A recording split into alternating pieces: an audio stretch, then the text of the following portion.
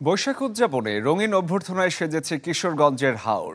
Mithamain অষ্টগ্রামের ১৪ kilometre সড়ক এখন শোভা পাচ্ছে রঙিন আলপনায়।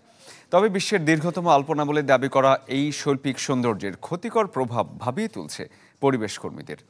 আশঙ্কা করছেন আলপনার রং হাওরের পানির সাথে মিশে হুমকিতে ফেলবে এর জলজ প্রতিবেশ।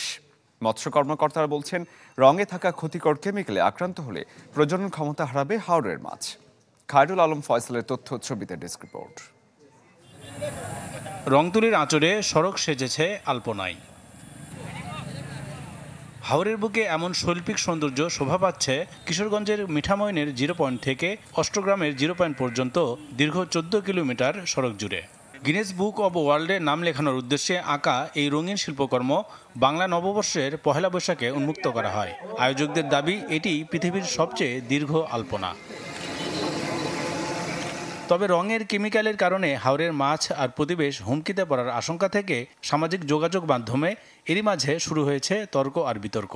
পরিবেশবাদীরাও এমন উদ্যোগের বিপক্ষেই মত দিলেন। এই রং দ্বারা আলপনা সরাইছে, কারা সরাইছে, কিভাবে সরাইছে, নিশ্চয়ই তাদের কোনো কর্তৃপক্ষ আছে। তাদের পরিবেশের বিষয়টা নজরে রাখা উচিত ছিল, যে পরবর্তীতে কি ধরনের এখানকার জীব বৈচিত্র্য হুমকির সম্মুখীন হবে। এসব রঙে ক্ষতিকর কেমিক্যাল থাকতে পারে বলে জানালেন জেলা মৎস্য কর্মকর্তা।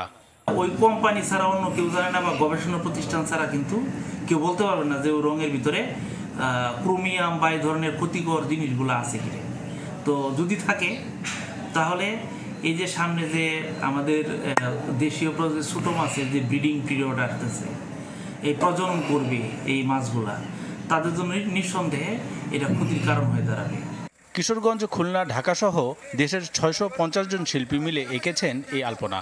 এতে রং ব্যবহার করা হয়েছে 16,304 লিটার। Desk report, channel 24।